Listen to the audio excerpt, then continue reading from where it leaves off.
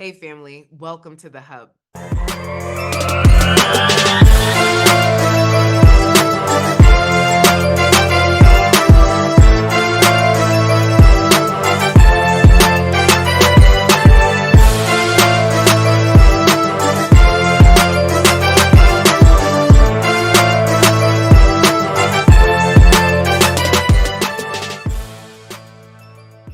So, today I want to talk about the latest viral phenomenon, Reesa Teesa. So, there's a lady on TikTok that decided to play by play share her horrible love, marriage, pathological liar, narcissistic journey over 52 episodes. Now, just to catch you up real quick, because I don't know if you have 500 minutes, but um, pretty much what had happened was is that Risa met a guy online that was really kind, and on their first date, paid for a flat tire, thought he was a knight in shining armor. I think it was all green flags up to that point.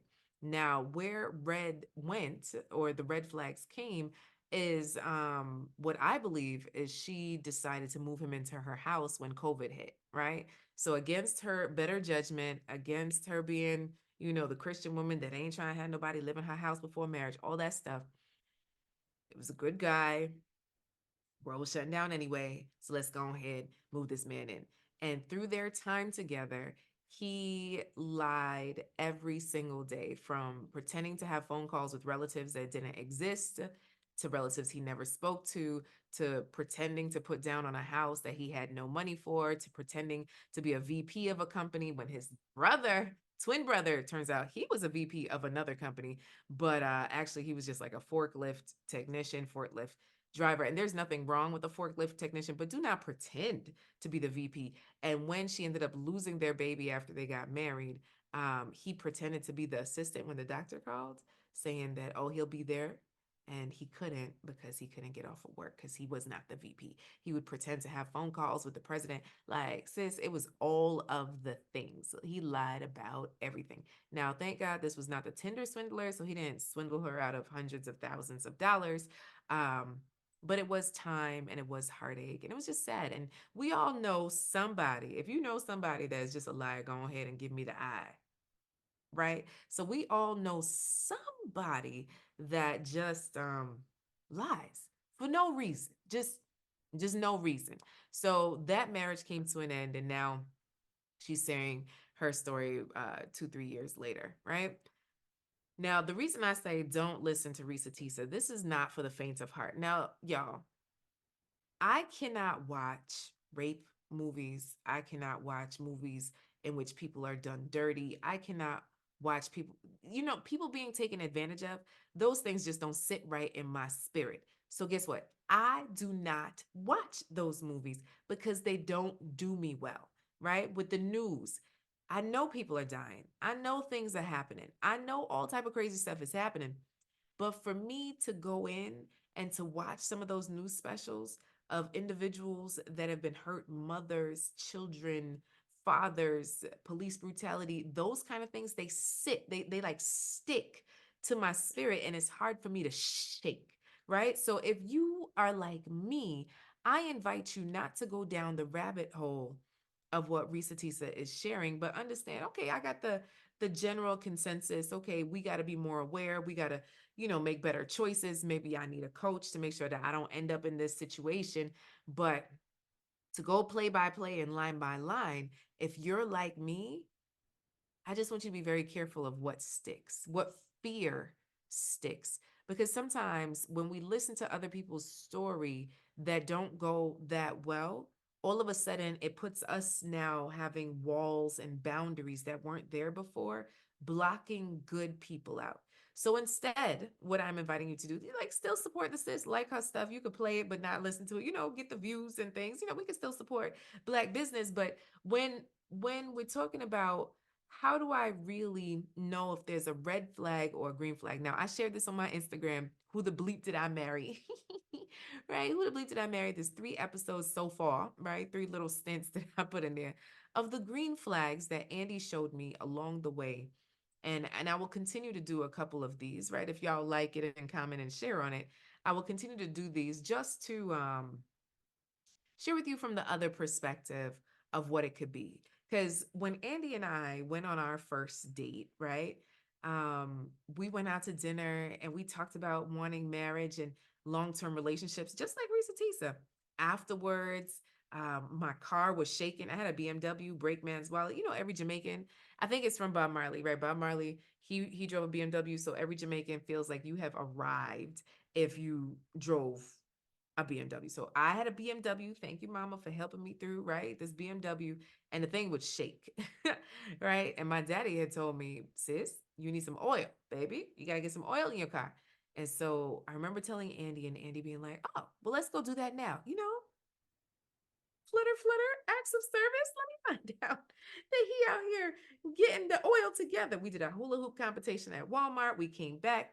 He went to go check on this homeless man in their car that looked like they were sleeping in their car. So I was like, oh, and he's a good Samaritan. Oh, gee. Beautiful date. Much like Reese's Teases in terms of fixing something that was broken. Yes, he paid for the oil, right? But here's the thing. I did not then move this man into my house 2 weeks later. That is the main difference. I feel that time reveals the majority of things if you're paying attention and not just falling in love with the idea of being in love. She shared that a part of the reason why she stayed is because, you know, she was kind of dating in desperation. She was like really excited to be in relationship, like somebody wanted her. So I just caution you from dating like that. I don't care your age, your stage, your race, your weight, none of it. I believe that you are a wanted woman achieving new triumphs every day. You woke up like this, sis. And we have the choice to date with our eyes, our ears open, but our legs closed. Hello. Take a moment to get to know some folk. Over and over again, I talk to my clients and they meet great guys, but then over time, let me give them a little pause. And for those that they let go, they're like, you know what, Coach Cass, I am so grateful for this process that we go through.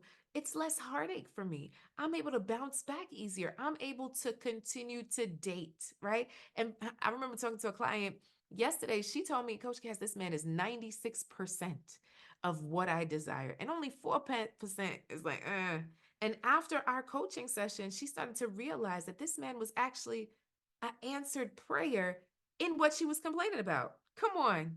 Come on. Come on. Come on, answered prayer. Come on, y'all. So, for those of you that are a little tainted when it comes to dating and the fear of dating and what should you be doing with dating, I'm going to tell you right now that I don't want you to give up. Too often do we allow other people's situations to literally take us out. Don't do that. So if you're like me and you can't stand the rain, get out the rain, sis. I can't stand the rain. If you can't listen to somebody else's rain without popping up your umbrella, having on your whole shield, your armor, like don't even lean in. You got to lean out. I listen to happy movies, silly movies, comedies, cartoons.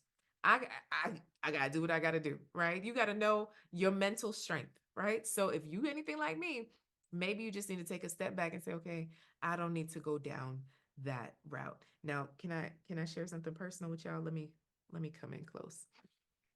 So there is a show called Who the Bleep Did I Marry on the Investigation Channel. And when I first started dating Andy, when I first started dating him, I would watch that show. And the show was something like, oh, husband and wife started out together, kiss each other goodbye, have a good day, babe. And babe would be going to rob banks and kill people and swindle money and then come back home like nothing ever happened. So that started to make me paranoid. I was like, wait a second, this kind of stuff happens? I didn't even know that, right? So then I would pop up on my babe, be like, oh, I just want to check on you. Let me I I had this thing I needed you to look at, right? I wanted to bring you this snack, right? So literally I would make up reasons to pop up. What all is going on over here, right? The show made me paranoid to the point where I said, if I'm trying to be in a relationship with this man, I need to turn off the TV. Are you getting what I'm throwing? Are you picking up what I'm throwing down? So I want you to start to think about what is impacting my belief around love that is not good. And maybe you should just shut that thing off. Okay? Shut that thing off. I'm just saying. All right, that's my 2 cents for you, sis. I'm about to go to Grenada. We are going to Grenada. The Wanted Woman Escape is happening this week.